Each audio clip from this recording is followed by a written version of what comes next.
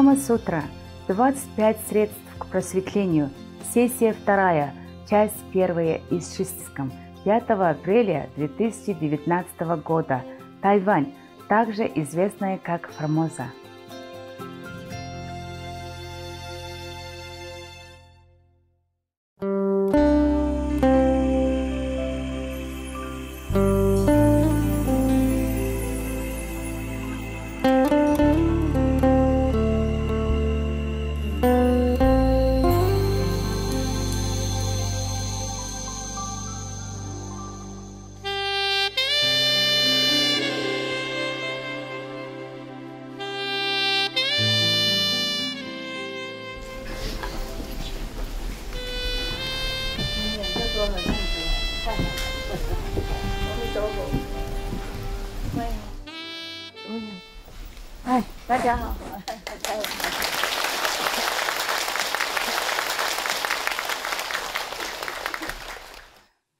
Do you like to see some northern performance from United Korea?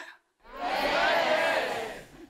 多少 yes 举手 Second, right hand. Okay, good. Then I will invite them to come. They're from Pyongyang, okay? The dancing artist from Pyongyang. Pyongyang, you know Pyongyang? Do I have to tell you where? Here is Korea, okay? Seoul, Taiwan, Korea, Taiwan, Southern China Sea, Taiwan, Korea, Seoul, Pyongyang. Because the dancing artist troupe, Pyongyang troupe, they wrote me a letter. Yeah. They say they are very touched that I like them, that I'm concerned about Korea. So they wanted to come to perform for me, free of charge. They even say that, free of charge. Yeah, normally very expensive to invite them, They say free of charge. Oh, I never had anybody offer free of charge before. It's me always offer free of charge. So I was thinking maybe they should come on the Korean Peace Day, huh? Yeah. You don't have time to come anyway, so we, Taiwanese, we enjoy. 3 more weeks. 3 more weeks. Whoever can stay, you're welcome, okay, huh? They'll be very happy to come. Free of charge. Imagine that. Very famous troupe from Pyongyang. Want to offer me free of charge. The whole troupe, the whole group. A lot of people. Yeah. Very kind people, eh? And we will see them, if you stay. If not, we only, the Taiwanese, enjoy everything. Ourselves. Today, there was a joke on SMTV, The mother come in and say, you have to go to school now. He said, I don't want to go to school. Why do I have to go to school? He said, because you are a teacher. I felt the same sometimes. Why do I have to come here? Yeah. Thank you. Yeah. Yeah.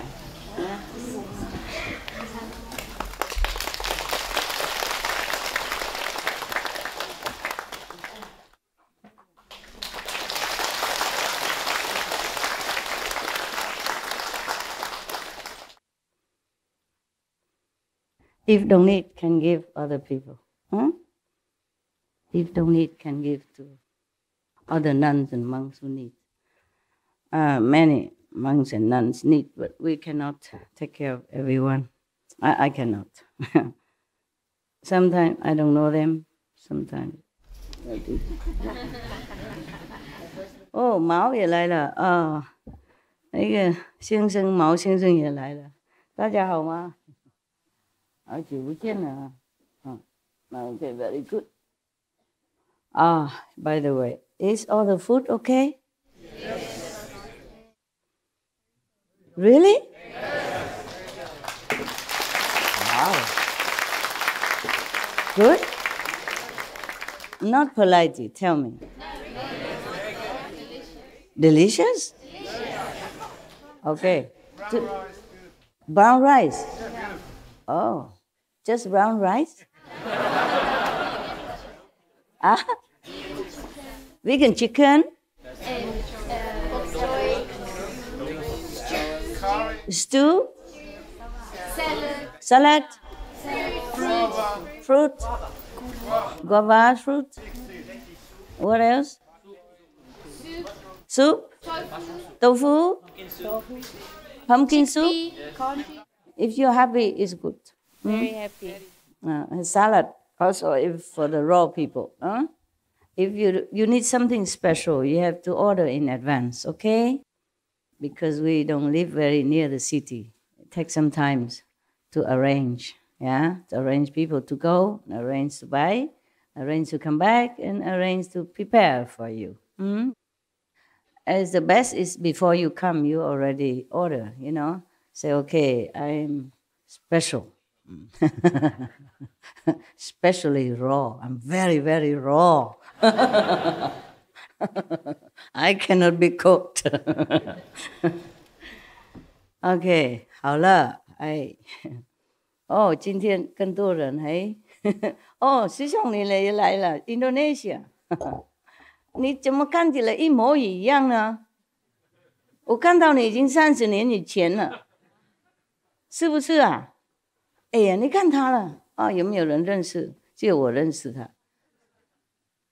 30年左右了，以前呢，我第一次看到他，是他请师傅去印尼嘛，啊。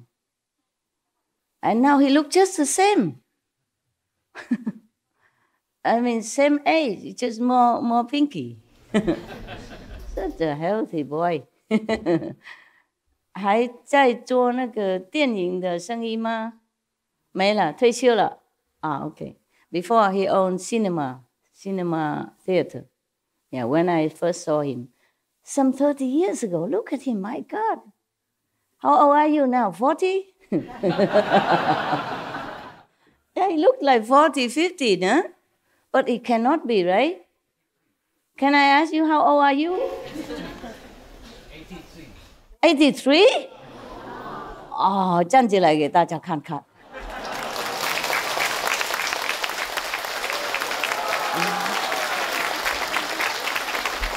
Incredible, incredible. 不敢相信啊，30不 no， 不是38 83了，不是38 83了，哦，还是这么好，还住一样的地方哈。哎呀，我会想念你们那些煮那个菜呀、我来那边的时候，哇，菜最好吃。我现在想起来还喜欢的。哎，他们不晓得他们家人煮的好好吃，也不是什么很豪华的什么，就是那个口味刚好。很高兴看到你了，好久不见了。还有你们毛跟那个周生意都好吗？还可以哈，还不退休？还没啊，小孩都长大了就可以退了吧？Never mind， 那些是旧朋友了 ，OK， old friends， yeah, long time ago. This couple from Singapore and he from Indonesia. Yeah, give a good impression of their country. Lovely, lovely people. Okay, now we go to India. You like? Yeah, let's take a flight. In our heart and flight, free of charge. Yeah. I was thinking of that joke. I also sometimes don't feel like going out to be a teacher. I can't believe being a teacher. You have to worry so many things. Before, when you see some master go on the stage or in the temple, they just go and sit and just talk leisurely. And you thought, oh, nice to be a master, yeah? And many people run around him or her, doing everything for them. Look like, yeah. How come I don't have such kind of life. You know, I do everything mostly myself, and I have to organize many things.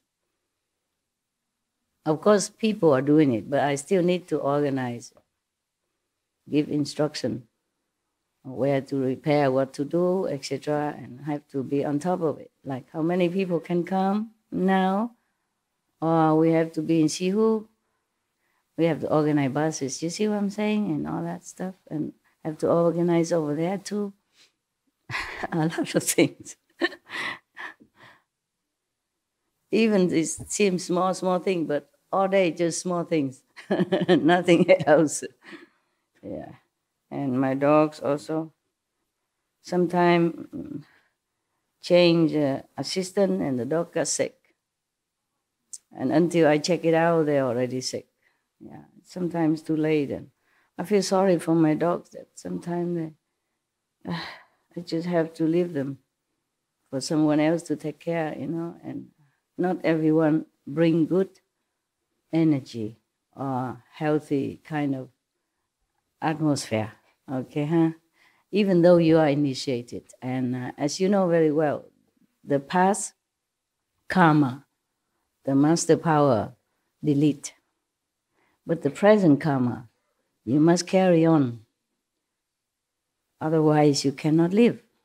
You must die immediately if you have no connection with the world at all. Yes. And because you're still connected with family, friends, and all kind of things, give and take in this world. So we have to carry on this short life for a while. Yeah, whatever we have to do, we have to do. That's why we need the 5 precepts. That's why the precepts come in. Otherwise, maybe your karma in this life is already destined to be bad. Yeah? Then you have to rely on the master power also, but your own willpower, the precepts, to know what to do, what's right, what's wrong, so that you control yourself. Yeah? Then you take the destiny also in your hands to guide it with the master help into the right direction. So our life is better. Even though we cannot help the whole thing, but at least action don't do any harm, at least. Okay, now we take a flight to India. Yesterday, I was talking about the 4th meditation method with the 2 kings of medicine, plus the 500 other Brahman gods who are also helping with the healing process. Yes. Any healing things, any healing process or power mostly came from the 3 worlds, because it's a physical body, physical world. Yes, and they control them. That's why you see that yesterday is included 500 Brahma gods in there. Probably the 500 Brahma gods were also physically present because they probably incarnated into the world to help people, to help healing. And these 2 kings of medicine, they have been doing it life after life. Therefore, they have such a powerful healing technique or help to their patients. That's why you can see some doctors are good. Yeah, they have green hands. Some people, some doctors still graduate, same, maybe even excellence, great. But they don't have so much healing ability. I mean, a natural ability. Yes. Most doctors, they should not think of themselves as God, but the world revere them as God. Yes. The doctors should always pray before they heal. Yes. In India, there are such like that. I was invited into some doctors' houses. I told you already. At least one of them I saw is written in the office of the doctor saying, I prescribe, I mean the doctor prescribe, but you heal. It should be like that. And remember the story I told you about the Indian boy who wanted to marry me? Yes. Just one first glance. Jeez, that was fast. I thought the Western style of life is faster, but the Indian, they are faster. Yeah. He was very good looking, yeah, young. I was much older than him. He didn't know. Yeah. But maybe I didn't look that old. Yeah. Long hair, shining hair. Mhm. Beautiful. Walk alone with a white bunjab. I think very eye-catching. He's on the horses. I'm walking. Most Indian, they have money, they ride on the horses. Because in the Himalaya trails, we don't have any other vehicles with the machine. Not even motorcycle. In some area, very short distance, maybe, but otherwise it's just climbing and a rocky mountain and small path. Therefore, they hide the horses. And then if the horses cannot go because some are too rough, for the horse even to climb, then they hire these are laborers. Yeah. These are rich people, they do that. But I was no rich. I walk all the time. And I walk alone, yeah. So it probably was eye-catching. So he's young, you know what I'm saying? Yeah. And then still invite me to the mother, no? Normally mother is very jealous with any of the girl that the boy wanted to marry. Even marry, not just say, okay, let's get to know each other. No, it's serious. I was blushing. I didn't know what to do. Didn't know what to say. So I say, I'm still married. I was, not divorced yet. But still want to invite me to the house. She's a doctor, no? The mother is a doctor. She is the one who invited me to the house. She said, nevertheless, come to look at us if you pass by. I said, yeah, if I pass by, I surely do. I did visit. And she was very simple housewife, not any air of a doctor or nothing, She sat on the floor with like Indian people, cutting vegetable and throw it out. The rest of the vegetable they don't use is throw it out the window, just like that. Chop, chop, chop. Good one put on on one side. Also on the floor. Can wash later, doesn't matter. Floor is good. Floor is clean. I put on one side and the other one just like this. Chop, chop, chop. Put one side, throw out. It doesn't matter because the cows in India, they roam free. They will pass by and eat it anyway. In fact, I did see it. I was curious. After she left to something, she goes some other room. I peep at the window. Oh, there's a cow eating it. So there's no waste. It's very cute. I didn't stay long. I didn't sleep there. Just passing by, say hello. And they give me meals. And very hospitable, the Indian people. Even the poor people from the remote area of India, they greet you with a smile and the God's name, Hari Ram Ram. Yeah. Oh, God be with you. Hare Krishna, Hare Ram Ram. They always greet you with that. Yes. But don't ask them where you're going because they always say straight ahead. Yeah. Straight ahead. And if you say something, they always seem like don't agree with you because they say, okay. La. They shake their head, but they say, good. Okay. That means yes, right? In India, this means yes. For us, this is yes. But for them, this is yes. I was very confused. I said, I did say anything wrong? I didn't. Why you always disagree with me? And if I ask the direction, straight ahead. Yeah, maybe the rural people, they did not learn too much English, so that's the few words they know. All they know is straight ahead. Well, that's where you should go, actually. Yeah, where would you want to go? Straight ahead, no? Very good people, Now, let's go yesterday again. I told you the calendar always pops up by itself.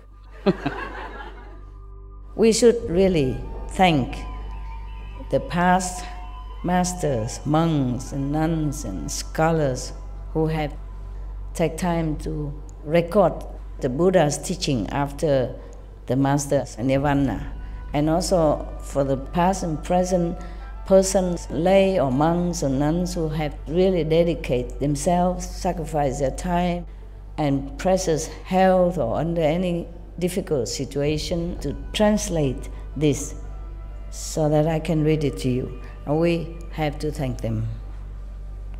And may they be blessed forever by all the Buddhas, past, present, and future. May their merit be immense. May they be liberated forever. Thank you.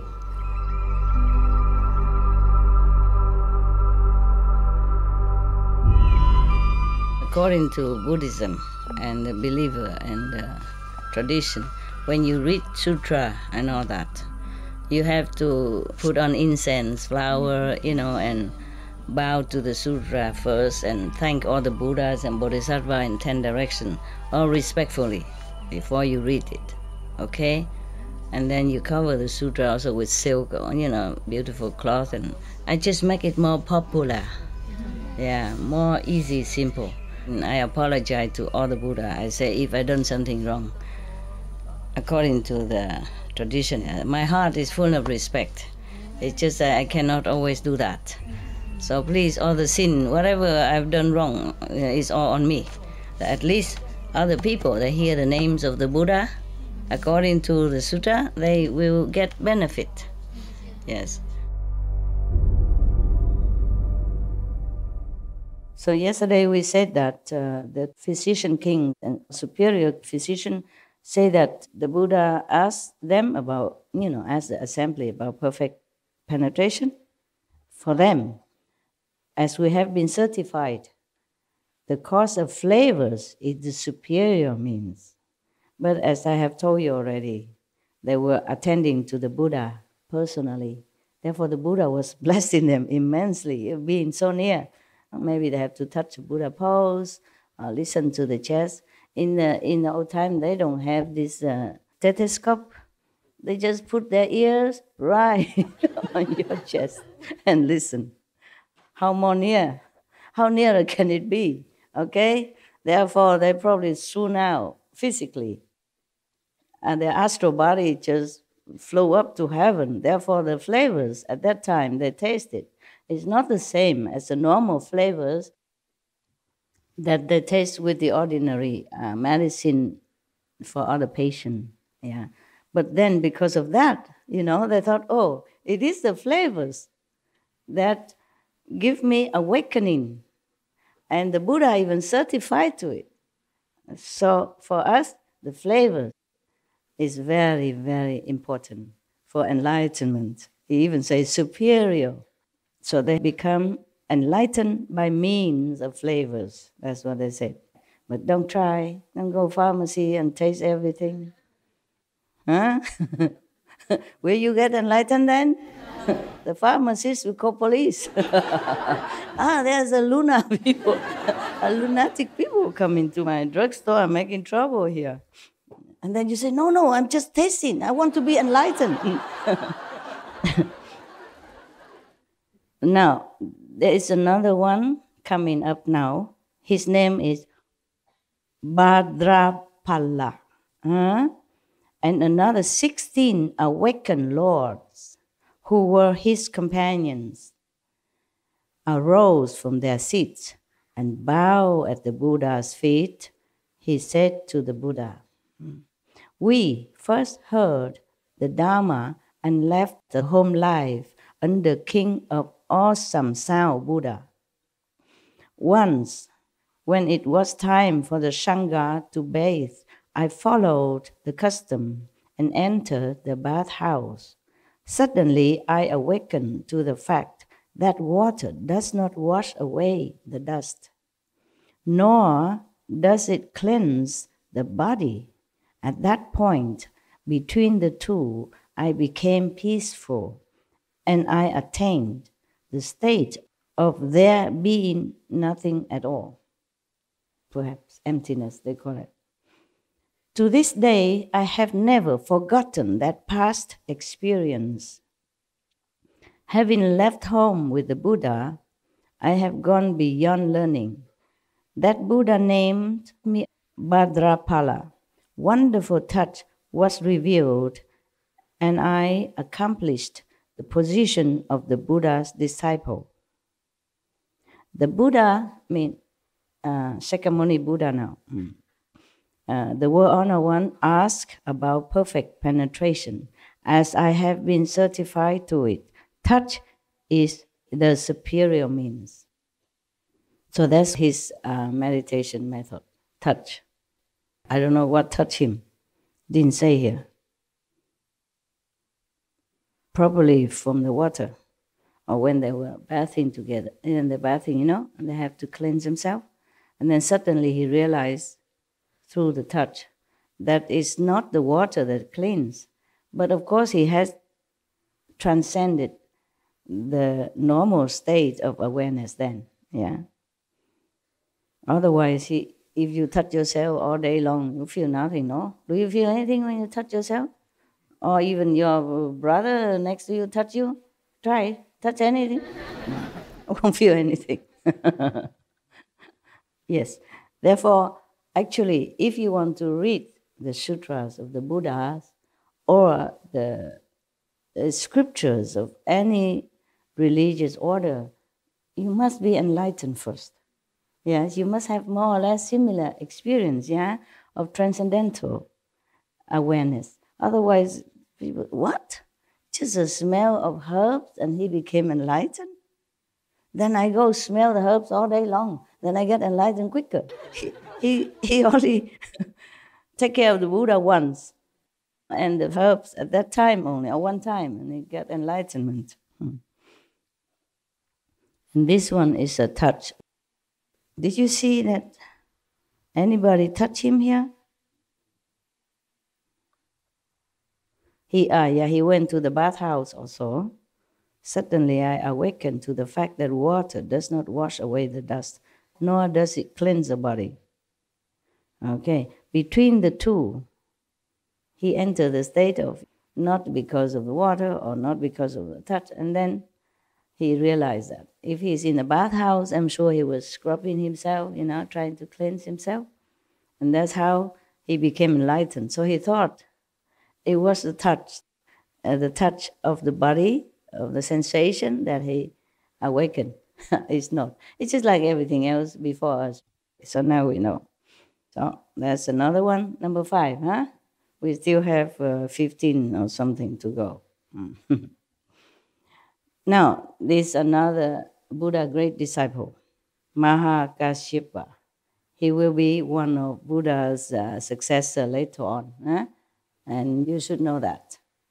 Even though it doesn't mention here, okay? But I read elsewhere. It's different. So Mahakasyapa is one of Buddha great disciple. And then another nun called Purple Golden Light Bhikkhuni. I explained to you yesterday already. Bhikkhuni means nun, but fully precepted nun. Bhikkhu is fully precepted, 250 precepts. Yes. If a novice, then we don't call them Bhikkhuni. Yeah, we call them maybe Samini, Sami or Samini. Yeah, Sami means a young boy or new novice to come to become prepared to be a monk. It takes some time. And then Samini is a woman, lady nun, but not yet fully ordained. Yeah. These are all Bhikkhu and Bhikkhuni. Yeah, okay. I was also, I supposed to be Bhikkhuni, but don't look at me, don't question. I'm not that kind of Bhikkhuni. Sorry. Sorry to disappoint you. Maybe inside, the heart. But people don't look at inside, they mostly look at outside. They say, what? What? You say you are a nun? Oh, forget it. If you are a nun, then I'm a monk. Anybody would say that. Okay, never mind. It's just the way it arranged with the Maya, so that some people have to be screened out to begin with. Okay? I'm not allowed to just take in anybody the way I want. So the clothes is some kind of a screening filter. It's just like you have a screen door, screen window, filter out the small mosquitoes. This kind of screening, the screen door. Might as well, yeah. Because even some people already came and still cannot distinguish. Not to talk about people who did not even want to come because of the screen. Mosquitoes don't come because of the screen anyway. So, Mahakassapa and Purple Golden Light Bhikkhuni and others, maybe some more, probably practicing the same method. Therefore, they all came together to tell the Buddha what they did or what they do. So they all arose from their seats, bowed at the Buddha's feet, and said to the Buddha, "In the past Kalpa, in this region, I drew near to the Buddha named Sun Moon Lamp, who was then in the world. I heard Dhamma from him and cultivated and studied with him. After that Buddha's extinction, I made offerings to his sarira and lit lamps to continue his light." Do you know what sarira is? No, okay, I tell you. When some saintly people die, or in case this Buddha, any Buddha die, they will burn his body as a custom in India. And then whatever left over, solid substance, they will put it in a stupa. They build like a small temple and put the sarira in there. Yeah. Sarira means the leftover from the Buddha's cremation. Or saintly people mostly call it sarira. Okay, most of the Buddha's sarira has become very beautiful. It's not like ordinary people after burned, not much left, or just ash, or just some little crumbs of bones. Buddha's body condensed into some kind of jewel, 7 color of jewel. You know, it's like, imagine it's, okay, do you know moonstone? Yeah. You know crystal? Yes. It is so clear between the moonstone and the crystal. Some clearer, some not. And it's about this big. Bigger than my thumb. 2 thumbs together. About this big. Okay? And round. And very beautiful color. People would put it in this kind of small stupa, they call it. Yeah. It's like a mini shrine. And mostly it's like triangle, yeah, and decorated, carved, scrubbed beautifully outside. And inside they put the sarira. It's a relic. A relic, yes, a relic, that's correct. Yes. You Indian? Nepal, similar, that's why they know a lot about it. All right then. So these 2 groups, the Bhadrapala group and other 16 retinue people, and also this group of Mahakassapa and Purple Golden Light Bhikkhuni and others, they are retinues. They normally have their group, you know, like he's a group leader. They have practiced already in the past, as you can hear that already, yeah? Are you okay? Your eyes are red. You didn't sleep well? No, I'm fine, Master. I'm just very happy. You were happy and you cried? Oh, why are you crying? Master, it's pure tears of joy. Truthfully, I'm so happy. We are all so blessed. You're happy? So happy, blessed, spoiled. We love you so much. Of course, I'm grateful. your babysitter. I sit here. And you feel safe, and of course somebody take care of you. But you go beyond what's necessary, Master. I can't hear you at all. What? You go beyond what's necessary, Master, and it's just really so beyond touching. the duty, you mean? Yes. Okay. So this is my duty. Yeah. All right. Thank you. Thank you. I'm glad you're happy. Okay. You just like fans, you know, that's all. I don't know. Like those famous movie stars and singers, If they sit with you, let you come to their house, of course you're happy. Huh? Because even you're not coming to their house at all, you're not allowed to. You just stay in a big open air theater somewhere and you already hoorah, hoorah, hoorah. Oh. And here I let you in my house and entertain you every day. If you're not happy, then you must be crazy. I can understand that. Yeah. No, I guess it's different. I hope it's different. I hope you're not just my fans. Oh, whatever. Yes, I do what I can. I thought you didn't sleep well, your eyes red. So they practiced before, you see, in the past Kalpa, also in the same region where the Buddha Shakyamuni was at that time. They were practicing with the Sun Moon Lam Buddha, who was then in the world. At that time he was in the world. I heard Dharma from him and cultivated, and studied with him, etc., etc. And then after the Buddha Nirvana, she make offering to Sarita, and he lit lamps to continue his light. Maybe lighting lamps, normal lamps, to offer to the Buddha, or maybe she meant that she continued to teach people because she said she lit the lamps to continue his light. So I guess that she was kind of continue his teaching lineage. Yeah. Otherwise, the normal light cannot be Buddha's light, nah? That's what I guess. Okay.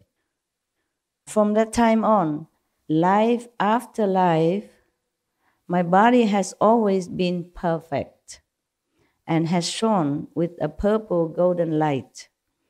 The Bhikshuni, purple golden light, and others make up my retinue. And we all brought forth the resolve for Bodhi at the same time. So that was their story. Yeah? She continued, I contemplated the world's 6 sense objects, change and decay. They are but empty stillness. Based on this, I cultivated extinction. Now my body and mind can pass through hundreds of thousands of kalpas as though they were a finger snap. Wow. Meaning time has no control power over this Bhikshuni and her retinue. So that was the talk from Mahakassapa, introducing also purple golden light Bhikshuni at the same time, also telling the Buddha what practice he has been doing. That was in the past kalpas. And imagine, they remember everything from the past kalpas. You remember anything from yesterday? What did you eat yesterday? Not even that, yeah. Well, congratulations. Your memory is extraordinary. Extraordinarily low. So that's what they do, you see? So based on the emptiness of mental constructs, I accomplished a hardship. The world honor one says in the Shakyamuni Buddha, because they stop from one Buddha to another, so I have to tell you which Buddha that they were saying. Before, there was his past Buddha, master, and now he talked about Shakyamuni Buddha. So the world honor one says that I am foremost in Dutta practices. Wonderful Dharma brought me awakening and understanding, and I extinguished all outflows. The Buddha asked about perfect penetration, as I have been certified to it. Mental constructs are the superior means. What is mental constructs? Anybody can explain to me? Philosophy? He's been telling you all this and now you don't even know what mental constructs are. What then? No? Don't know? Oh, okay. You pretend again. Make trouble for me. Then I don't have to explain. Just no mental constructs. That's what it is. Actually, because they have nothing to do with us anymore. No? We could also read through to see how many methods the Buddhas, monks, and nuns have been practicing all that time. He said that he contemplated the world's six sense objects, that they change and they decay, so they are just empty. Based on that, you see, he cultivated extinction. So now his body and mind can pass through hundreds of thousands of kalpas as though they were a finger snap. Don't know. What if I say I also don't know? Okay? What? What does that mean? He's using his intellect, his mental power to observe the sixth sense, you see, that we know. Touch, smell, taste, whatever. Does it exist? Okay. So he's using his intellectual power, mental power to analyze this. And it's also a kind of contemplation, concentration. Thus, he became enlightened. People use different faculty to be enlightened, okay? Yes. Even sometimes practice the same method. Therefore, people has different experiences inside. Just like you, brother and sister, I teach you one method, but some of you have different experiences. Some, have experience outside, obviously, or some benefit of some kind, and some go inside, see different worlds, different dimensions, etc. So this is what he did in order to get enlightenment. Therefore he said to the Buddha, mental constructs are the superior means, because he think, or the sixth sense object would be deteriorated someday or another, but the mental capacity would still remain. Yeah. Therefore, he said that his body and mind is belonging to the mental domain, yeah? So he say he still have it. And his mind can pass through hundreds of thousands of kalpa, as if with a finger snap. All right. So he think if you use the mental power, the mind power, then you can be enlightened. Just be more observant, more concentrating, using the mind. Our method don't use the mind, except just to repeat some protective kind of phrases. Yeah, that's we have to use. Otherwise, it's not the mind that we use to observe or to analyze anything. You see? He did observe the sixth sense objects, and then he see that they are not permanent, not lasting. It's just the mind. Even the sixth sense object, he observed that they all come, go, but his mind is still alert, still can see that. That means he think he use the mind to see things, to know things. So now is another one. His name is Aniruddha. Another monk arose from his seat, bowed at the Buddha's feet, and said to the Buddha, "When I first left home, I was fond of sleeping all the time." It sounds familiar to me. He doesn't know I have more than just one. Join the club, brother. Yeah, if he's born at this time, he'd be happy, that he's not a lonely sleeper. No? He can just sit here and feel in his element, Poor thing. He's born too early, no? If he's born at this time, he'd be so happy. Yeah, sit among you and feel it, wow. We are the same element. We really brothers.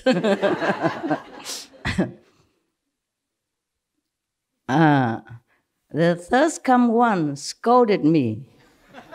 Well, I didn't. At least the Buddha is more strict. You see that? So if you blame me for being too strict, well, I'm only the disciples of the Buddha in strictness. Yeah. The third scum one scolded me and said, I was no better than an animal. Oh God. The Buddha is really, really stern, eh? And I thought the Buddha never scold anybody. Well, he did actually. He did scold. Another sutra I read that he did scold his son. Yeah. His son was as children, he was so young, little boy. And he said his young stomach cannot bear one meal a day. And he said that he is meditating too long, he cannot bear, etc., etc. The Buddha scolded him. Say that, you see this, I remember something like, you are the son of the Buddha, and it's like something worthwhile, yeah? But if you see the basin that I used to wash my feet with, can people use the feet washing basin to eat or to put something more valuable in it? So the Buddha meant that if he is not trying hard, he'll be just like a useless, common, not much worth utensil. Something like that. But here he says you're like an animal. Oh, wow. I didn't know the Buddha can be so strict. I forgot this. Yeah, at one time, I read somewhere else. So, Buddha story. One bhikkhuni, addicted to garlic. Yeah? She also always go to the lay person's house and ask for some garlic. One day the lay person don't have any garlic in the house. So he told her that she can go to his field and take some by herself. He was probably busy or something. And she went there and take a lot or something. And from then on, the Buddha said, whoever eat garlic will go to hell. Just to eat garlic. Probably he was angry because she damaged the field of a lay disciple, which being a bhikkhuni, you should not. Yeah, and you should not be so addicted to something that you have to be so dependent and became so less dignified. Buddha probably was angry and saying, don't eat garlic, but she still sneakily going and doing that and damaging people's property. I would also be very angry. Yeah, because that is not a representative of enlightenment. Yeah? All right. So, go back to this monk, Aniruddha. When I heard the Buddha scolding, I wept and upbraided myself. For 7 days, I did not sleep, and I lost the sight in both my eyes. He tried too hard to open his eyes. Probably maybe put a toothpick or something, keep it open or in front of the light so that he don't sleep. Yeah. This go to extreme, typical disciple. Right? When I say I want a banana, they bring me every day a lot. Even the whole village cannot finish it. Yeah. And one time they bring me these Vietnamese, they call it chả or something like that. These Vietnamese ham, the whitish color outside green, they wrap with banana, yeah, and it's round like a ham, like this. Well, this round, or this tall, and they cut into small pieces. And one day they give it to me, some slice. Oh, Good Love loves that. Yes, I give it all to him. I'm not really very fond of anything, not much. Nowadays, not much. So Good Love ate them all. Yum, yum. Next day, I gave double portion. Yesterday, same stuff. And Good Love is not there anymore, so I returned the same portion, the same amount. The dog's not there because when I'm on retreat, I cannot just have them around. I don't have enough time to attend to you and attend to business and paperwork. So no Good Love around. So return the same. I never told them. Sometimes the Good Love likes something, a lot. And if If it's gone, then next day I get a lot. And the next day is next day, you know what I mean? Even good love fed up. So the Buddha blamed him for sleeping too much. But he didn't say not to sleep, meaning doing things in an appropriate way, nah? Yeah, middle way, no? Then he just took it too seriously. 7 days don't sleep until his eyes are blind. Ah, yeah, terrible. Many things like that happen here also. Repentance, good, yeah? Being aware of your own shortcomings, good. But no need to punish yourself when there's not necessary. Huh? Just tell me what the problem is, okay? So now he said that he did not sleep for 7 days and lost the sight in both of his eyes. The World Honored One taught me the Vajra Samadhi of the delightful seeing, which illumines and is bright. Although I had no eyes, no eyesight, no? Not that I don't have eyes, no eyesight, I could contemplate the 10 directions with true and penetrating clarity, just as if I were looking at a piece of fruit in the palm of my hand. The third come one certified me as having attained a hardship. The Buddha asked about perfect penetration, as I have been certified to it. Returning the seeing back to its source is the foremost method. Meaning, you don't see with the eyes, just like you are doing in meditation. Yes.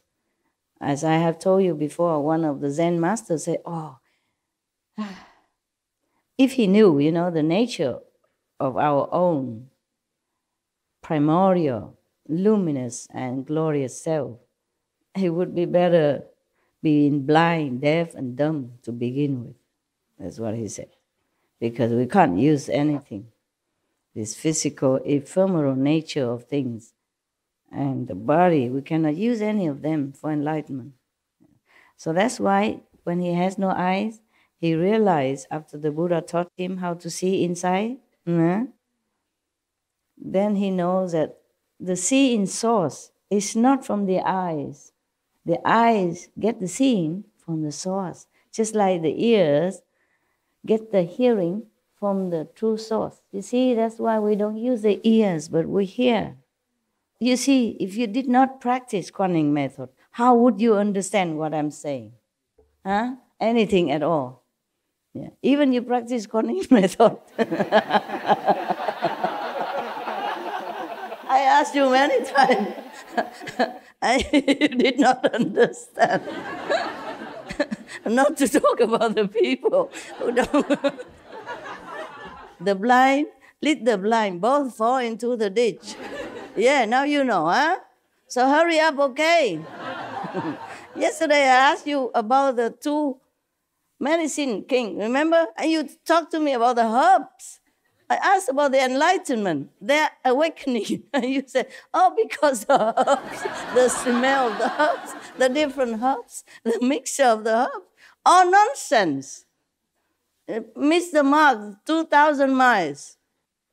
Just like you miss the magician's hand, he's doing something to distract you while he's doing something else. That's why you don't see where the pigeon come from, or where his handkerchief come from, or where anything else come from. Yeah. Just the quickness of his hand and the distraction skill. It's just like, this is a joke everybody knows, that before you go and learn medicine, the professor teach you to put your hand in some patient's feces and taste it. Yeah. And he did that. The professor put his hand in the patient's feces and tasted it. And he told every student to do it. They did it, yuck. But he said, you stupid, you should have observed. I put this finger, but I taste this finger. Observation is everything. That's what he said, the professor. You don't know this joke? This is very famous with all the medicine, the school. She said, you should observe, man. Observe. Observation is everything. This finger, but I touch this finger. And they all do the same finger.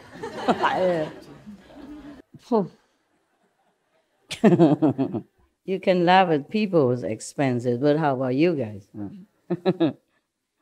Yeah, we can get easily distracted by some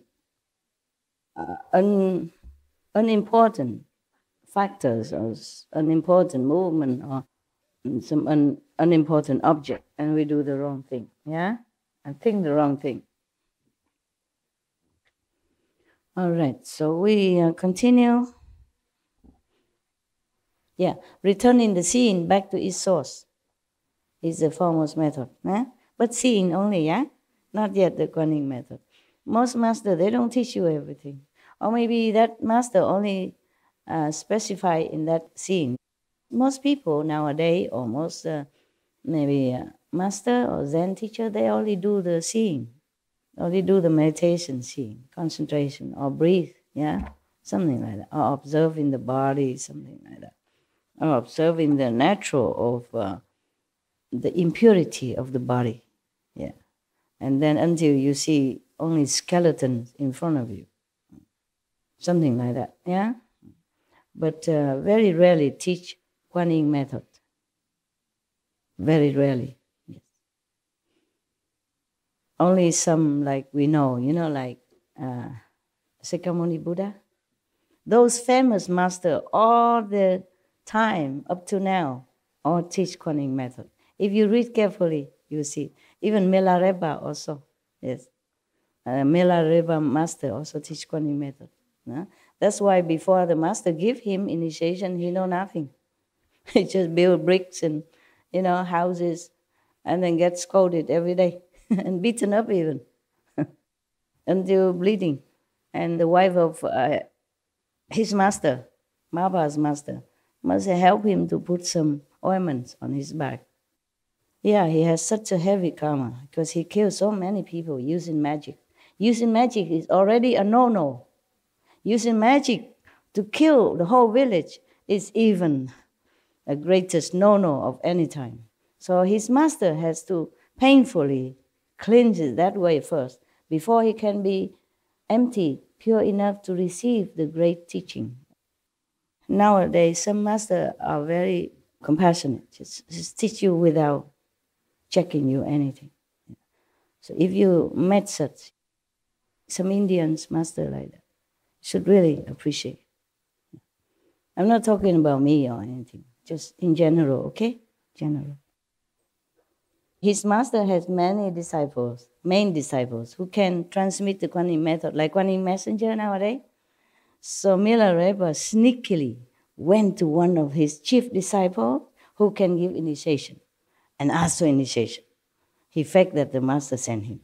So his chief disciple believed that and gave him initiation. Nothing happened. No light, no hearing, nothing. So the chief disciple was wondering, could it be that our master did not allow this? That's why he did not get the experience. So later they found out that he cheated.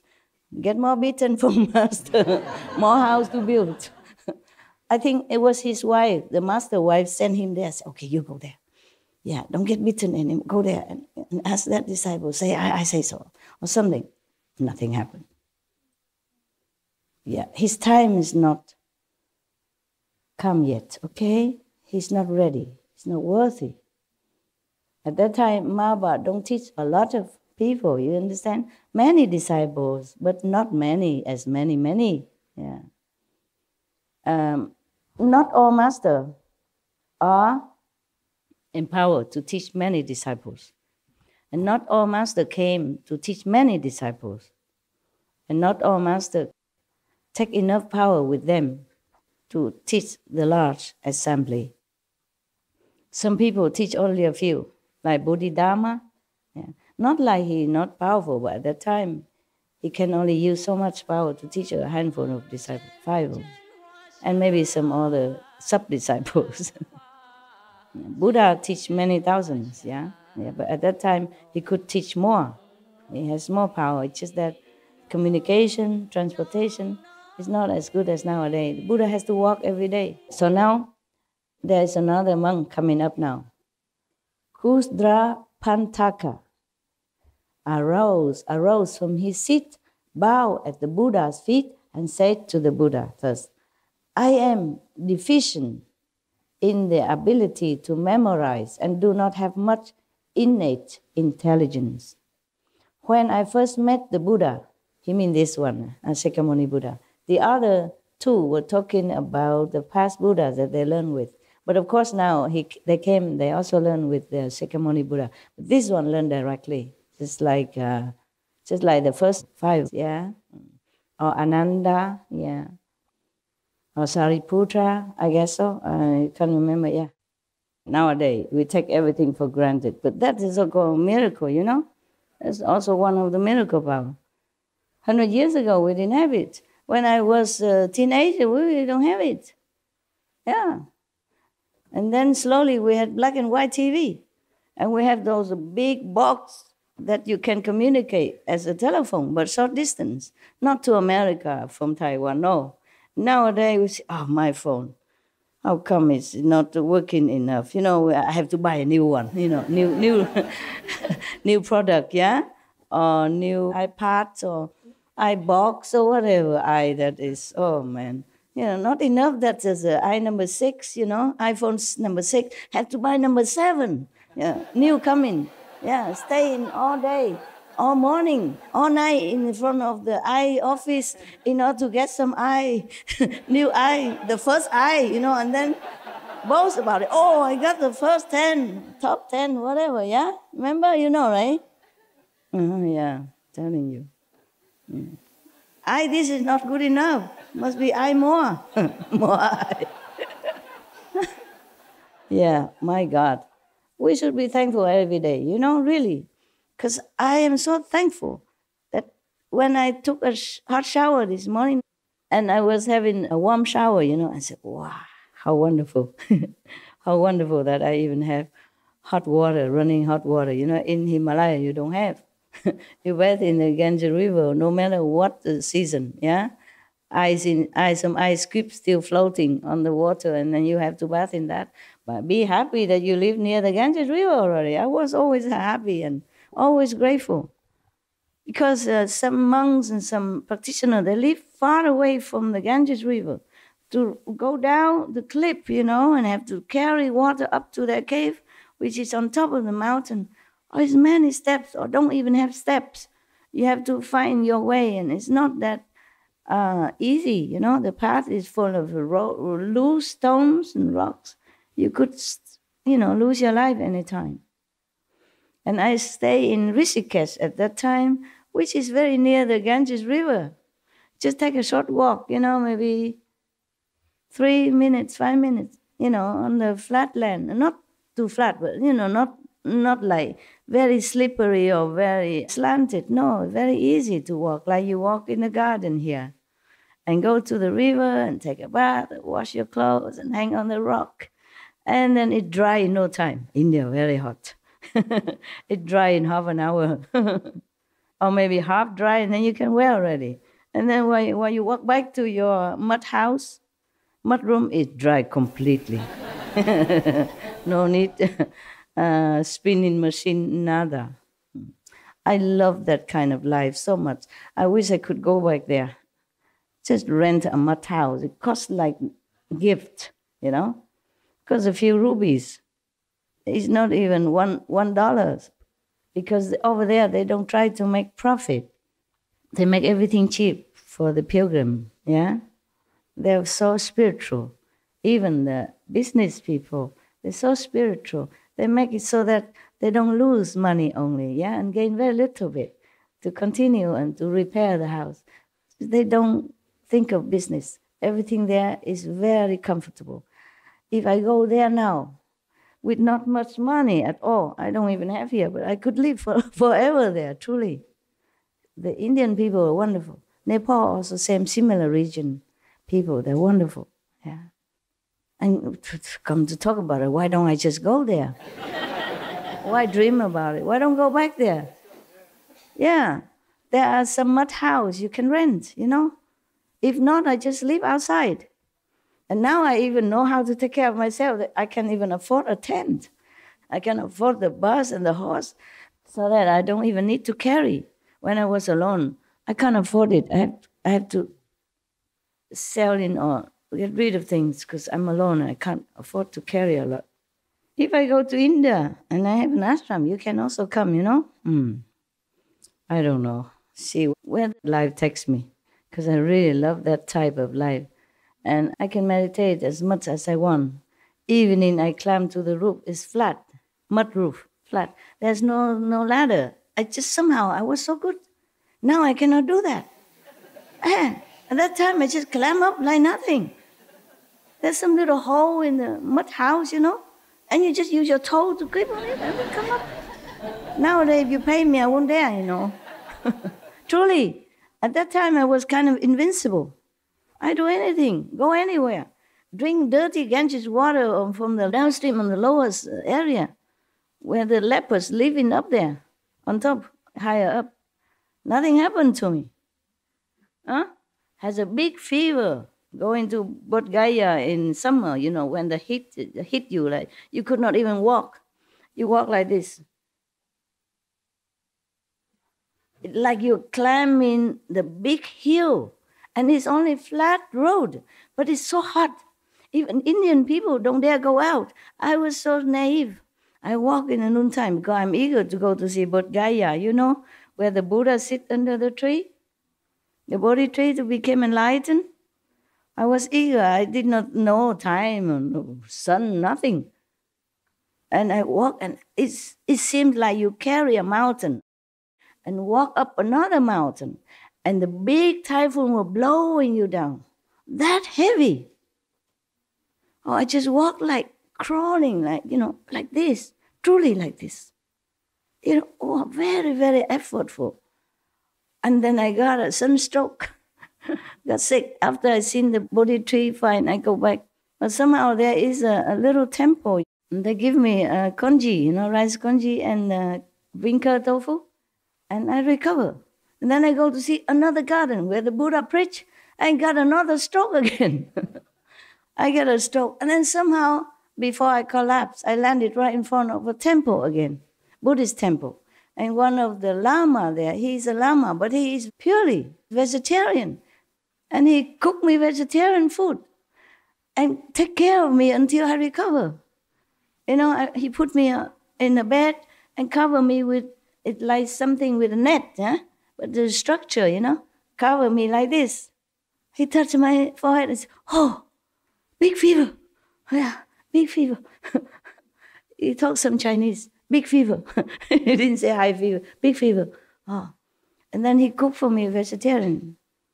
I said, "Is all this vegetarian?" He said, "Yes, I'm vegetarian myself." And later, when I was first in Taiwan, I sent him some vegetarian food from Taiwan because he didn't have much there, you know. It was such a big heart, yeah. In front of us, I don't know what is a Deer Park garden or something, I forgot. Or Varanasi, something. Yeah, I forgot.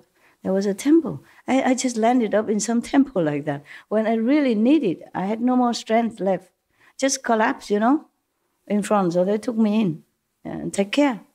And just simple congee, you know, like rice soup like you eat in the morning, and tofu, bean curd, that's it, and I recover. I say, "How did you know how to cook rice soup?" He said, "My master taught me, you know, if somebody's sick, you don't give rice, you give rice soup." Yeah. His master is a Taiwanese, a monk, Taiwanese monk, and he's vegetarian, of course. Yeah. Yeah, it's so many. It's miracle all the time, yeah? There's no problem, no big deal. I was so eager at anything for enlightenment, so I just go here and there, do anything without considering me as a very fragile young woman. Yeah. But God takes care of everything. Like a book we said, no? God takes care of everything. He did truly take care of me. So this is Kusdra Pantaka talking, yeah? When he first met the Buddha, he said, "I heard the Dhamma and left the home life. But when I tried to remember one line, of a verse by the thirst come one. I went through 100 days, remembering the first part and forgetting the last, or remembering the last and forgetting the first. He has no memory faculty, not very sharp. He tried very hard to remember what the Buddha said. Yes, in those days, and nowadays also, in many parts of the world, people don't have other facility, or they just do like tradition, memorizing the whole Bible or the whole Quran, memorize the Buddhist scripture. I also did memorize some. You have to memorize some, like the morning service, the evening service. And when you make offering to the Buddha and recite some mantra for the ghosts and all that, you must know. I had to memorize also some, yeah. And also they memorize some of the mantra, the compassionate mantra, like from Bodhisattva. It's a long mantra, yeah, or some shorter mantra. But evening or morning service, you have to remember. You cannot just sit in front of the Buddha, bowing and reading. You have to prostrate to the Buddha and, oh, I forget, what was it, Buddha, what was it? What was the last part before I bow? I forgot. You have to learn by heart, yeah? Like you have to make offering to the Buddha. I learned both Chinese and Vietnamese. Yeah, in the morning you have to make offering. Yeah, like Gong Yang Jing Jing Fa Sheng No Che No Fo. You make offering to different Buddhas, and then you make a mantra for the ghost, something like that. It's like chanting. It's very nice, very beautiful. You have to learn the whole process. Yeah, you cannot take a book. Oh, where was I before?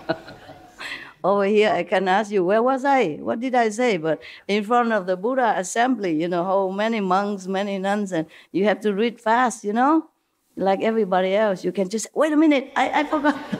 Wait, all of you, wait a minute. So then, this monk, he has no memory kind of talent, yeah? So then he tried to remember the first, then he forget the last. Remember the last, he forgot the first, yeah. So the Buddha feels sorry for him. He said here, so the Buddha took pity on my stupidity, yeah, and taught me to relax and regulate my breath. You see, the Buddha teach him breathing now, so that he can be more relaxed. Yeah, the Buddha also teach breathing technique now. Yeah, I contemplated my breath thoroughly to the subtle point in which arising, dwelling, change, and extinction happen in every sana, every nanosecond, he said, okay? Every ksatna, that means nanosecond. In Sanskrit, it says ksatna, yeah. But he realized every nanosecond that because he contemplated the breath thoroughly, yeah, until to very subtle point, so that he see the arising, dwelling, change, and extinction happen all the time in this world or the other world. Yes, every nanosecond, something new arise, something change, something exists, destroy every nanosecond. So he continued, my mind suddenly attained vast non-obstruction until my outflows were extinguished and I accomplished arhatship. Beneath the Buddha's seat, I was sealed and certified as being beyond learning. I mean, he's already enlightened, yeah. And no need to learn any book or any instruction anymore. Just continue to meditate, to continue further, yeah. So, and the Buddha asks us about perfect penetration, as I have been certified to it.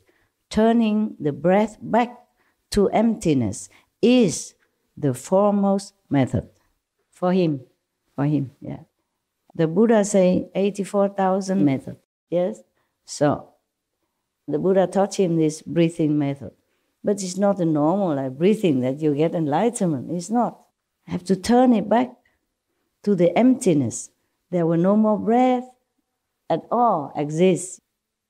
Before the breath even come, that's the original emptiness.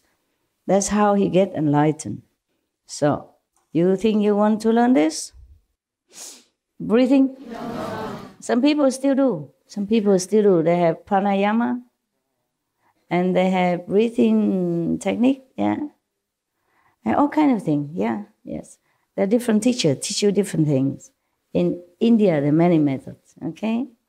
They have some royal technique, hatha yoga, and other thing, yeah, they call different names, yeah. So now another monk arose from his seat. His name is Gavampati.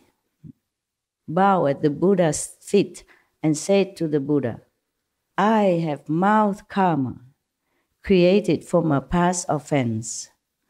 I slighted a Shramana, and in life after life, I have had this cow cut sickness, because he probably cursed one of the novice monk before, many lives before. And life after life, he still have to have that cow cut sickness, okay?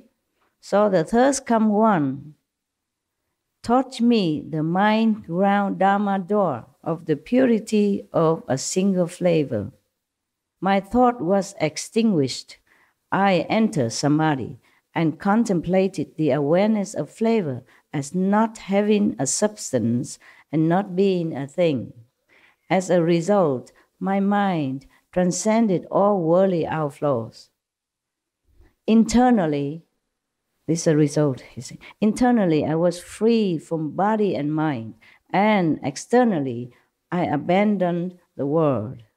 Not like going to the moon, I guess, no. Meaning he not attached. I left the three existences far behind, just like a bird released from its cage. I separated from filth and wiped out defilements. And so my Dharma I became pure, and I accomplished a hardship. The third come one certified me in person as having ascended to the path beyond learning. See that? This is another method that the Buddha taught him. Maybe it depends on their faculty and their ability and their intelligence. Yeah, even the Buddha get the so stupid student, he still can raise him up to a hardship. But being stupid is not a sin. Being stubborn, being big head, big ego is a problem that separate you from Buddha nature, and stop yourself from understanding the real teaching of the Buddha inside, not the talking outside. That's why this monk before, he cannot even remember one sentence. Yeah, he forget the front or forget the back. He still can attain a hardship because he's not arrogant. That is the point. You see, he has no ego to obstruct him. Ego is the worst enemy that we can have as a practitioner.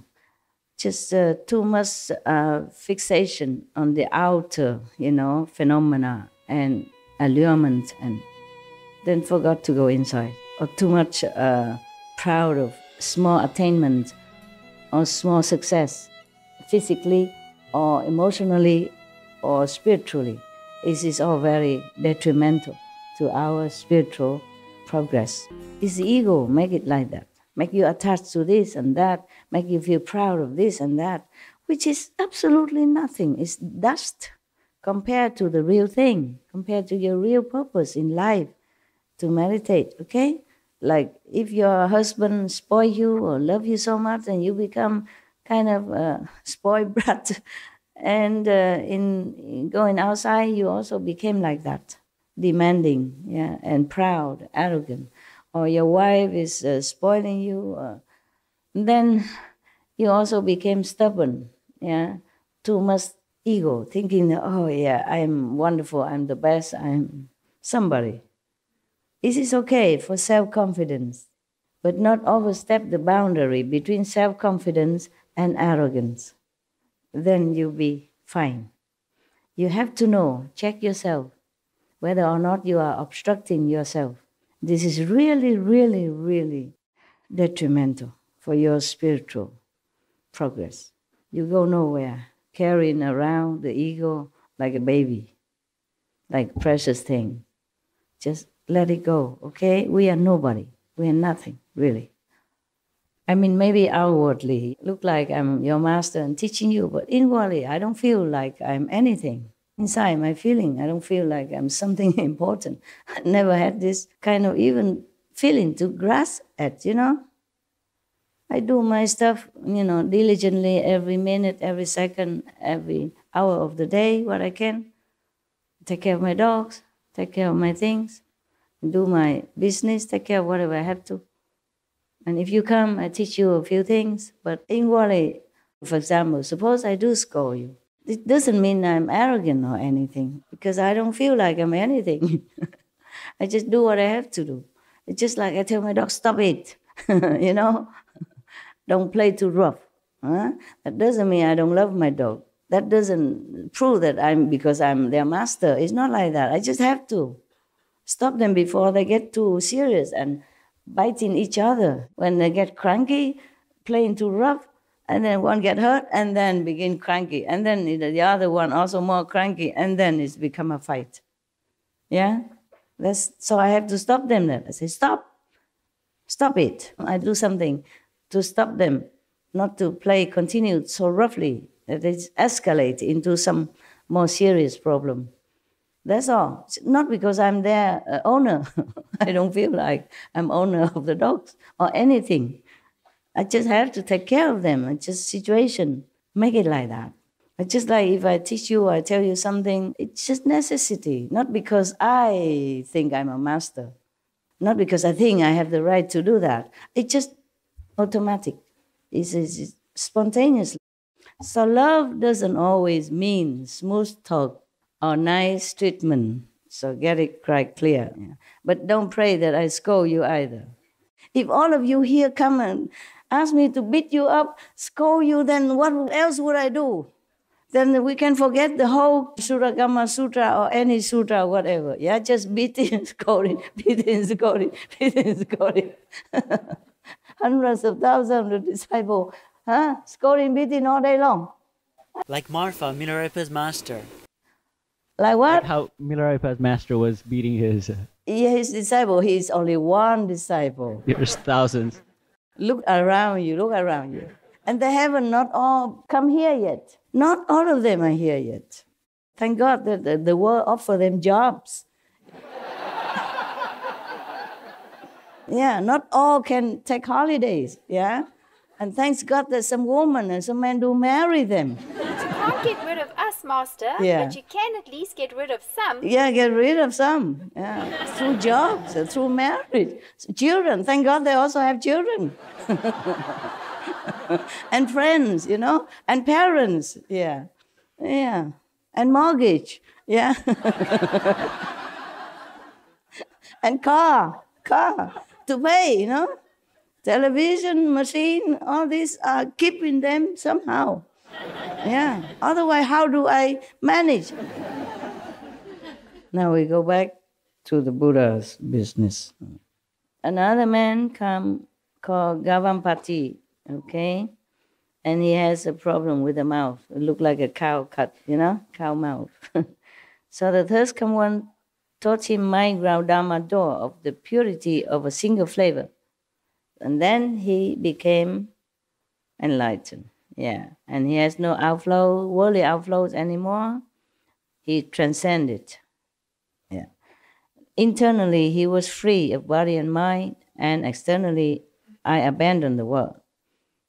I left the three existences far behind, just like a bird released from its cage. You know what the three existences? Any of the nun, monk, tell me? Thưa sư phụ, ý nói là vượt khỏi tam giới. Yeah, good. So he had transcended the three worlds, liberated. Okay? Yes. The three worlds is always destructible, perishable. Above the three worlds is a more permanent, okay? Not destroyable. From the fourth level already, yeah. So he feels like he's away from everything that is worldly, filthy, and not pure. Yes. And he became a heart. The third come one certified me in person as having ascended to the path beyond learning. The Buddha asked about perfect penetration, as I have been certified to it. Returning flavor and turning awareness around is the superior method. What returning the flavor? And turning awareness around. Turning awareness around, the same like what you do every day. Instead of looking outward, you turn your attention inward, and look inside instead. So whatever flavor it is, you return it to the original of all flavors. The reason the flower, the roses had the smell as it is, because it originates from somewhere else. The reason you can smell the roses, because your smelling faculty originate from somewhere else. So return into the source in one saying, very simple. Just turn inward. Whatever. If you have either flavor or fragrance, doesn't matter. If once you turn your attention inward, then you're in samadhi. You're free. Flavor or not, smelling fragrance or not. That's what it is. The secret is turning inside to the real world, not the physical illusion world here that we have. Similar, then they all turn inward by one method or another. It's just that you wait and see why we have to practice Kuan Yin method, okay? The punchline is still coming, Wait at the end. Now, there's another monk coming now. A monk named Pilidavasa arose from his seat, bowed at the Buddha's feet, and said to the Buddha, "When I first left home to follow the Buddha and enter the way, I often heard the thirst come one explain that there is nothing in this world that brings happiness." Is that true or not? Even if it brings a little temporary happiness, we pay a lot suffering afterward. Nah? Like romance, for example, beginning, how nice and hot and whatever, and then after a while, it's bitter taste and suffering, crying a lot, blah, blah. It's very difficult. Once you enter this kind of very narrow love relationship, and you just be kind of locked up in there. And you become jealous of anybody. Any woman go near your boyfriend, you feel like a potential threat. Any man go near, you feel like it's a potential danger to your relationship and your love, for example. And then if the husband or the wife or the boyfriend or girlfriend that day somehow did something, this is not to your liking, I knew it. That must be that woman. I know it. That must be that man. It's like that. And it becomes more and more narrow and more bickering, more sorrow, more possessive, instead of happiness. It's just the nature of things. It turns out that way. Very difficult to control.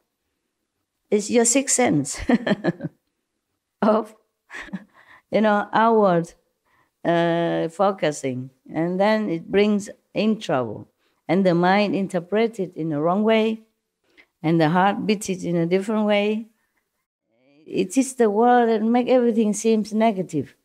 And even though you normally have a very good and happy relationship, things will happen to make you doubt it. I don't think any woman would never doubt her husband or boyfriend's love until the day she go into this 1 meter square box, right?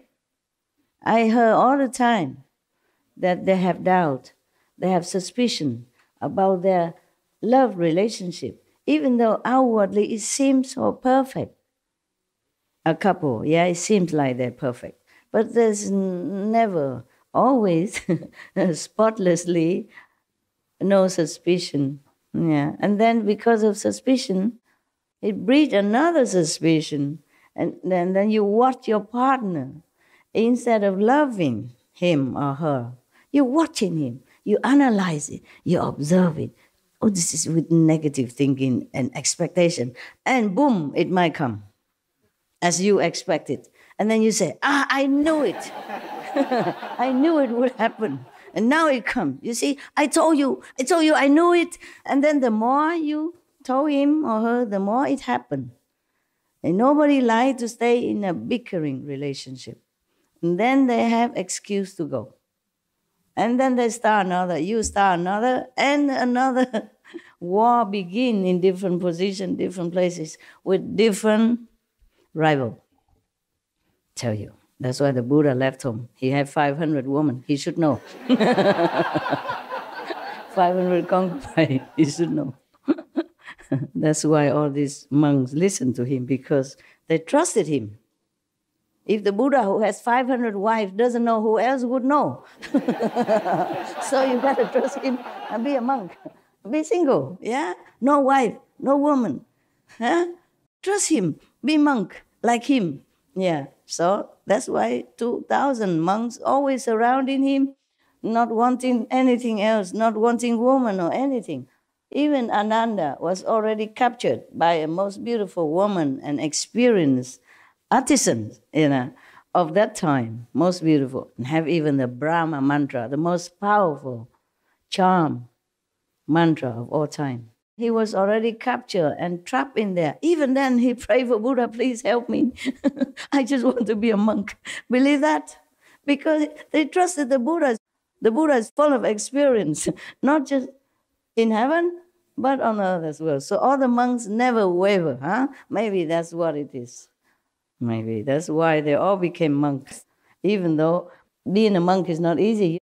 You can't even look at any woman. When you walk, you just look about 1-2 meters in front of you only, huh? And then you don't even think about it. But later they did that naturally. They don't think anymore in that direction because they trusted the Buddha, yeah? Then they all became very pure monks. That's why they became arhat or bodhisattva so fast, so quick, in a shorter time, because they trust the Buddha completely. Yeah.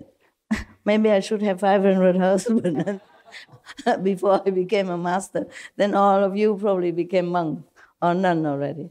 Then I don't have to take care too much. All of you, I just give you each one bowl as a souvenir. Then you go outside. Take care of yourself. And maybe bring some back to me. And now I have to take care. Tell the kitchen do what? Build a kitchen for you.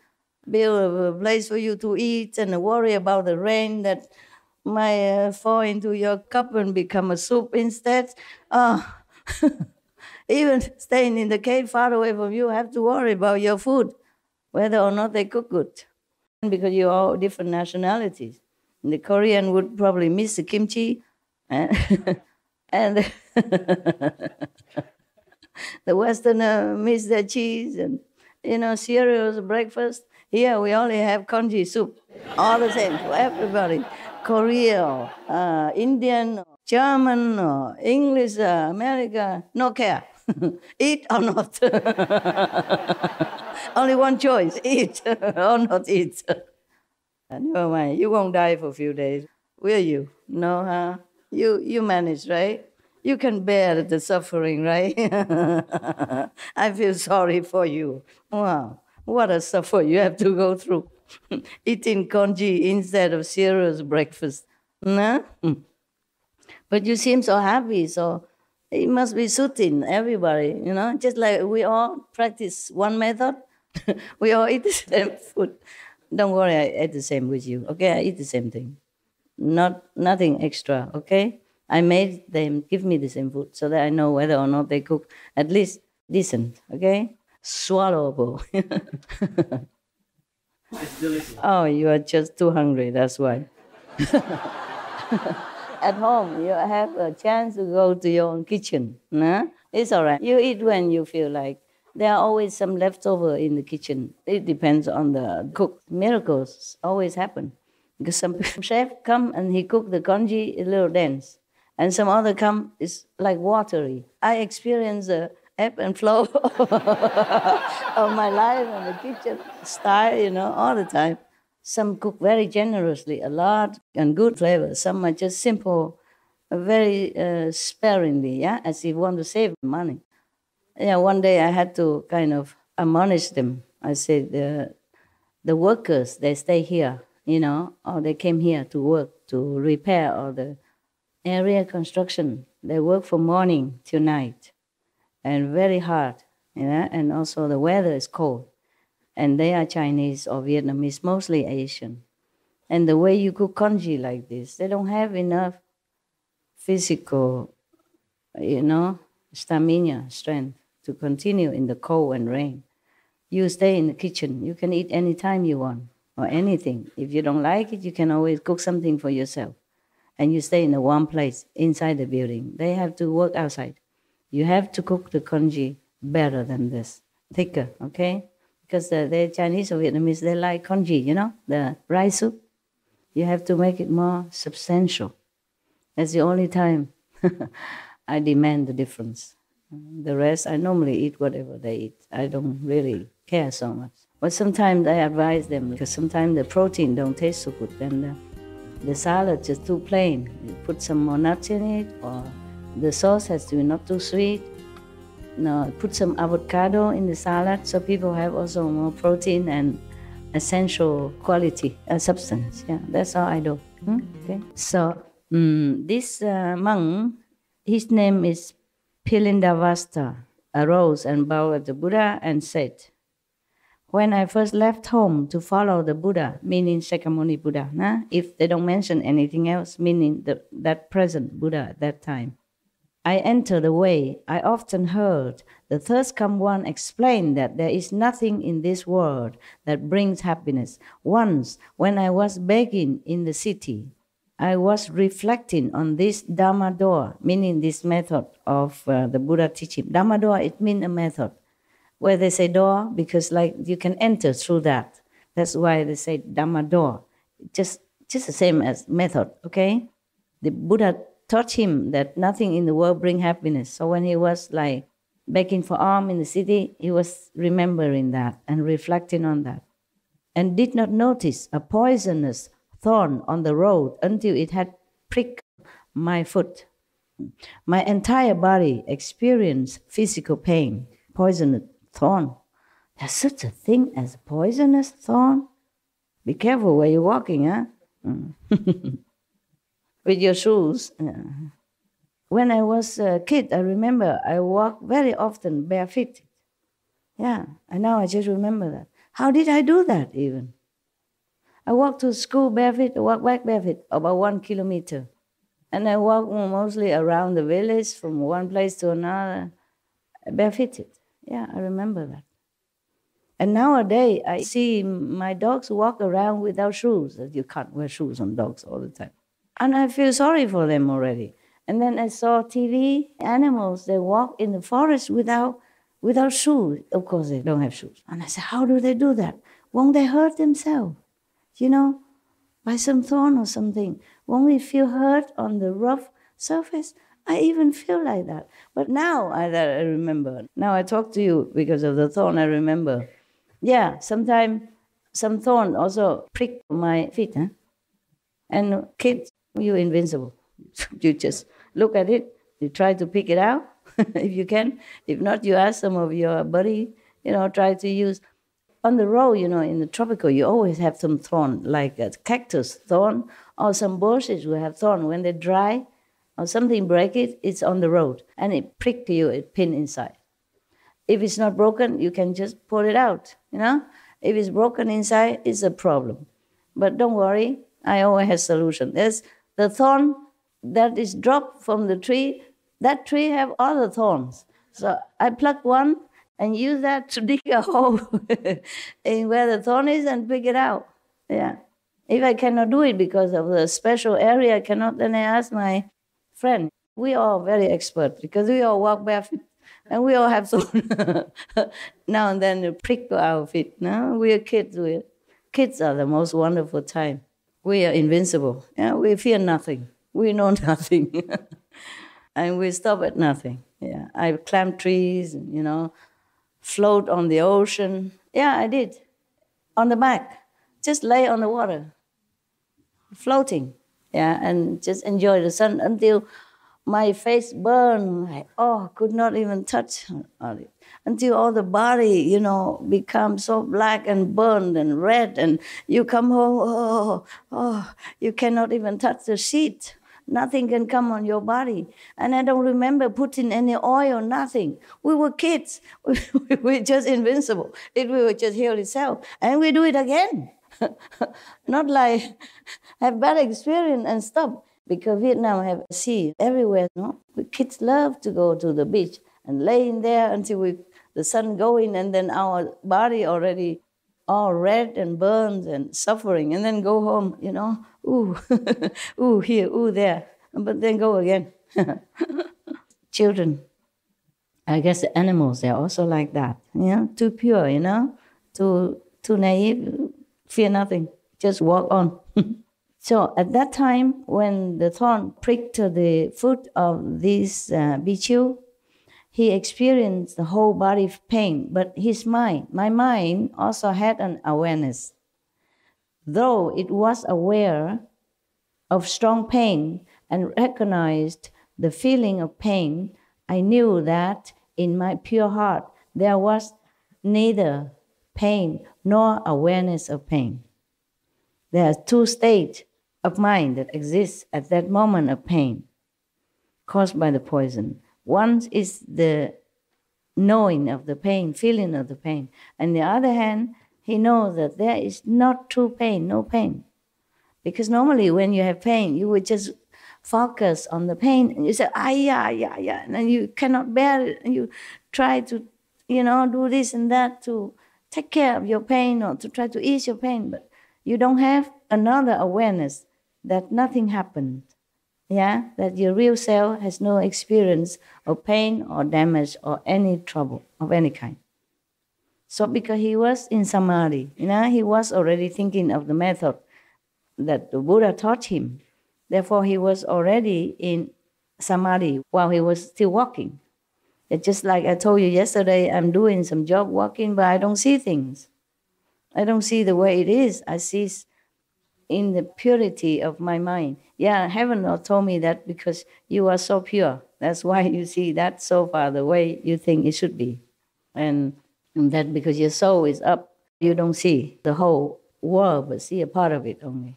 That's what heaven explained to me. Because when I came back to the physical, the mind don't capiche anymore. So I have to ask heaven, okay, what happened?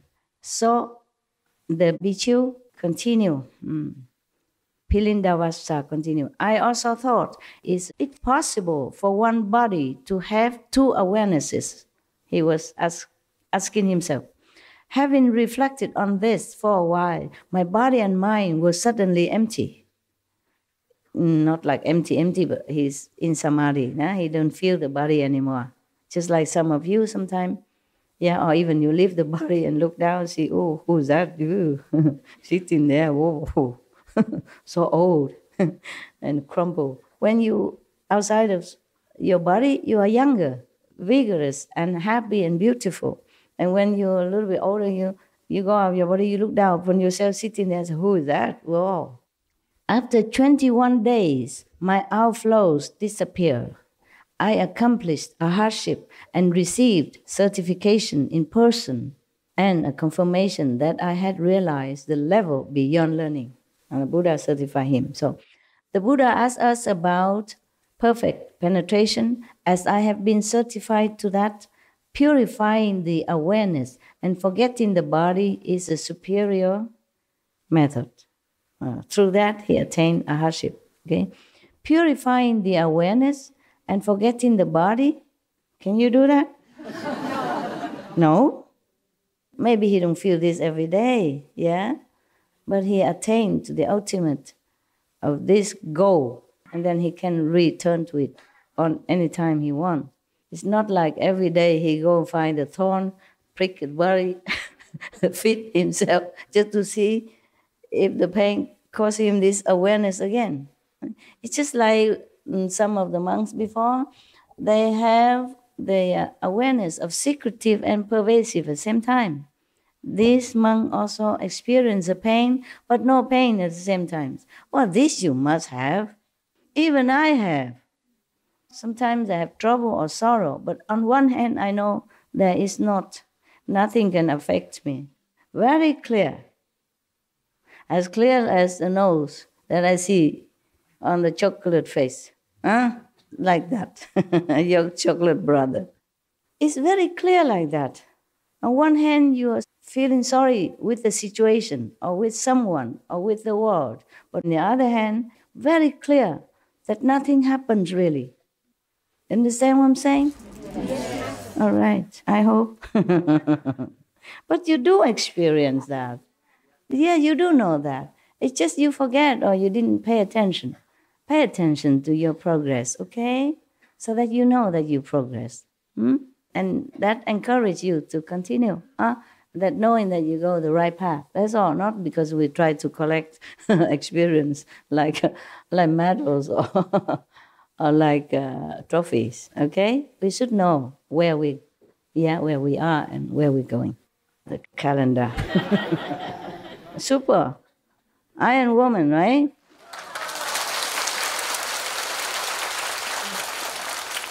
Oh, truly, I don't know why, because if I'm in the cave right now, no, I just do leisure, do some paperwork, doing nothing. And then occasionally we'll feel tired. Cannot talk like this. Cannot imagine. Just before I come here, I couldn't imagine I go out and talk for 3 hours. I was thinking, Master, can I make it? I talk to myself just like you do, Can you make it? Oh, because you still have to work, you have to go to school.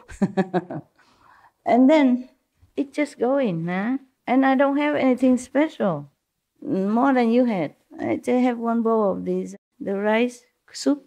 And what else did I have? Yeah, it was this bean curd tofu. This you cannot eat a lot, it's very salty. Because I don't have appetite. Only that thing can make me be able to swallow the soup. I know if I'm out here, I don't know how many hours until I come back, yeah? So that was the breakfast, And then a little bit curry, and that you had, that's it. Nothing else. And a little bite of this guava. A bite about this big. You know why? Because I had to bite it first, and then I give it to the ghost. Otherwise, they cannot eat it. That's all. I eat something so that I can take some out for the ghosts outside. Hungry ghosts, yeah. Otherwise, I was also very lazy to eat. Didn't want to eat. I didn't want to do anything. And I thought I could not make it today. They're coming out and talk. But then I did. Hours long, non-stop.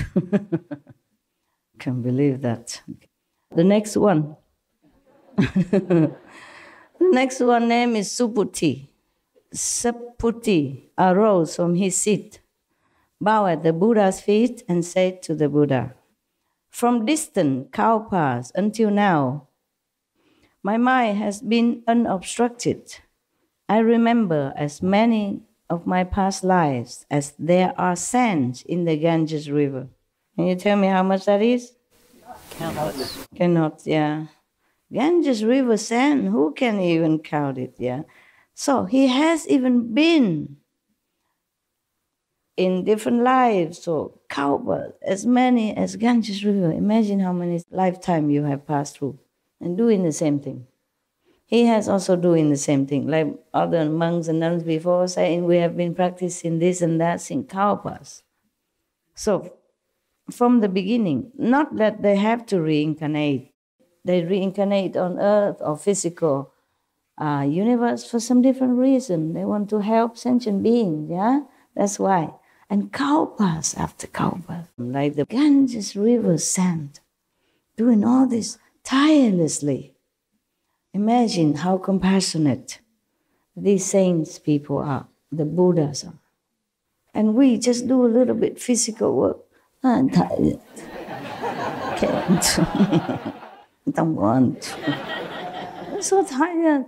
Don't want. Don't want to do it. I need to sleep. Wait until you pass your life, then you can sleep all the time. It's coming soon, don't worry about it, sooner than we think. I just blink my eyes more or less and I'm already 30 years more than when I first begin. It seems like only a number, but it's etched in your body and make a real difference, yeah? So now this Bodhisattva Subhuti, feeling like from the beginning in my mother's womb, he even know that. You can see it past like that. I knew emptiness and tranquility already when he was a fetus, to the extent that the 10 directions became empty, and I caused living beings to be certified to the nature of emptiness. Wow, powerful. Yeah, in the womb already can certify people aware of the illusion of existence, yeah, emptiness. Having received the Third Come One's revelation that the enlightened nature is true emptiness, that the nature of emptiness is perfect and bright, I attain a hardship and suddenly enter into the Third Come One sea of magnificent, bright emptiness. With knowledge and views identical with the Buddha, I was certified as being beyond learning. In the liberation of the nature of emptiness, I am unsurpassed. The Buddha asked about perfect penetration. As I have been certified to it, all appearances enter into nothingness. Nothingness and what becomes nothingness both disappear. Turning phenomena back to the void is the foremost method. What means the void and what means emptiness? They're the same, okay? They are the same. Void or emptiness is the same. But not emptiness as the emptiness like you all leave this room and the room becomes just void of anything. It's not like that. Because he said here that the enlightened nature is true emptiness. That the nature of emptiness is perfect and bright. This is when you contact with the light, when you see the true nature of enlightenment, that's the light, which you see sometimes, thanks to the diligence practice. So, turning phenomena back to the void is the foremost method, because he could penetrate all phenomena that turn back to nothingness. And then even the turning back phenomena and the emptiness itself will both disappear. And nothingness will disappear. In the beginning, it's nothing. And then from nothing spring phenomena and material, physical existence. And even then, he can turn it all back into beginning of nothingness. But then, even the appearance that enter into nothingness and the nothingness itself will disappear also. Then he became truly enlightened. So he said that turning phenomena back to the void is the foremost method for him. Yeah. Contemplating on the emptiness of all things. And then even forsake the emptiness. That's his method. Well, maybe we talk again later, huh?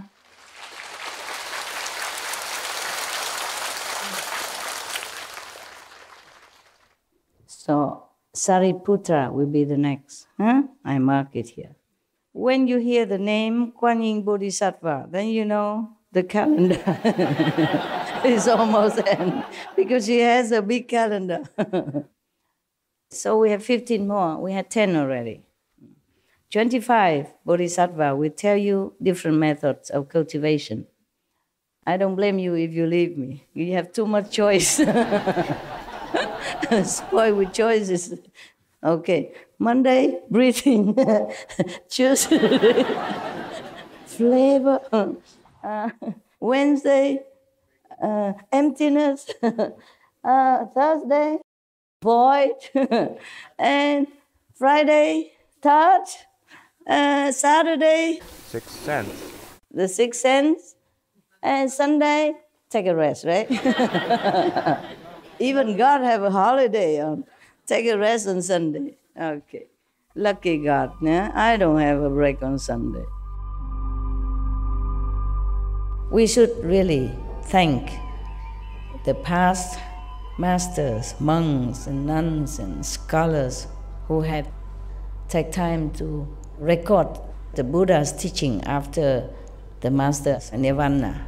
and also for the past and present persons, lay or monks or nuns who have really dedicated themselves, sacrificed their time and precious health or under any difficult situation to translate this so that I can read it to you. And we have to thank them.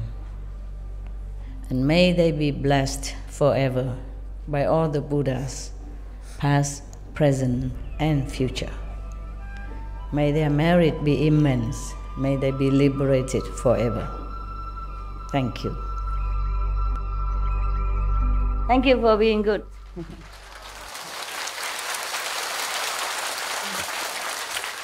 For being attentive. Yeah. Apparently, at least. Yeah. So lucky to be that. Okay, bye-bye.